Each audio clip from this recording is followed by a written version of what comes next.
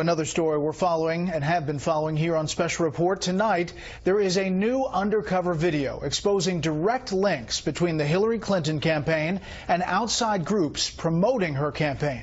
The subject matter, a Donald Duck mascot, may on the surface seem silly and trivial, but it's no laughing matter if violation of federal law is involved. Chief Washington correspondent James Rosen joins us with the latest, including the White House reaction.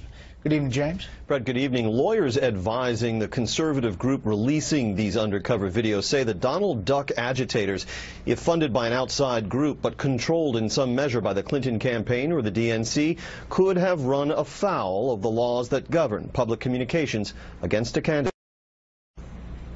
Donald, stop ducking! Donald, stop ducking! For a while, costumed figures resembling Disney's Donald Duck became a fixture of the campaign trail, protesting outside Donald Trump's new hotel in Washington, crashing a Trump rally in Virginia, chastising the GOP nominee for not releasing his tax returns, I'm not going to talk to you guys. Even harassing pro-Trump congressmen. Now, in its latest undercover sting video, the conservative group Project Veritas Action presents a hidden camera confession from Bob Creamer, the consultant whose Democratic National Committee contract was severed after last week's Veritas videos, in which Creamer purportedly reveals the mastermind behind the Donald Duck's campaign. In the end, it was the candidate, Hillary Clinton, the future president of the United States, who wanted ducks on the ground. So by God, we will give ducks on the ground. So it's, wow. Don't read that thing. We originally launched this duck because Hillary Clinton wants the duck. Elsewhere, Creamer recounts to Brad Woodhouse, head of a progressive group called Americans United for Change, that the call relaying Mrs. Clinton's marching orders came from her deputy communications director, Christina Reynolds. Christina Reynolds calls and says, I've got good news and bad news. Good news is the candidate would like to have a mascot following around the duck. Following around the candidate, Trump. But the bad news is she wants it to be Donald Duck. And that's because Sklar is an old Clinton hand. Yeah. He had gone to somebody who's one of her body people, and she had explained the idea of Hillary, and Hillary just loved it. The old Clinton hand, said to be influential in Mrs. Clinton's decision, identified only as Sklar, had helped orchestrate the Chicken George operation mounted against President George H.W. Bush in 1992. In all, Creamer's account calls into question this weekend's denial by Clinton campaign manager Robbie Mook, who was asked about Creamer, another Democratic operative implicated in the Veritas videos. They've never had a relationship with the Clinton campaign. A convicted felon who served time for tax violations and bank fraud, Creamer has advised every big-name Democratic politician of the last decade, including Barack Obama, whose White House Creamer visited 342 times, including 47 occasions in the presence of the president. In the latest video, Creamer says Donna Brazile, now interim chair of the DNC, intervened in the Donald Duck plot after ABC Disney, owner of the Donald Duck character, objected. They said it was a trademark. It's not. But anyway, Donna Brazile had a kind of a connection with it. She might get sued, So we switched the ownership of the duck to Americans United for Change. Yet an assistant press secretary for the DNC confirms the organization kept a hand in the operation. We're not taking credit for the duck anymore. That's like random alley groups.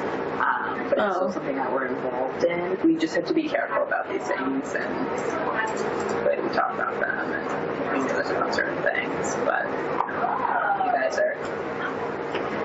I trust it. It'll all be fine. Scott Fovel, fired last week as field director for Americans United for Change, also was seen tying the duck operation to the DNC. So the operation is to insert and get the duck message in there, if we can, or the extremist message, depending on, we have to clear this with DNC.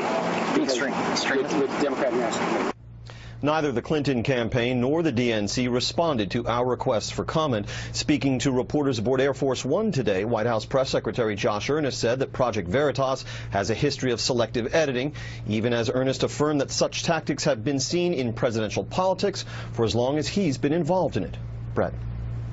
Thanks, James. Joining me now, attorney Elliot Burke, an expert in election law. Elliot, being here.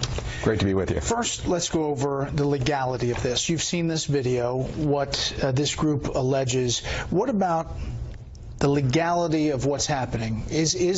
Are they breaking the law? Well, the first thing we need to look at is whether or not there's a public communication, and it's not clear to me from the video they put out that there actually is a public communication. That really means a paid political advertisement, so something in the newspaper, broadcast, satellite, something like that. Here, it looks like there just were protesters dressed up as Donald Ducks that had appeared, but I doubt the FEC would see that as a public communication. What about the interaction between the Clinton campaign, the DNC, and this outside group?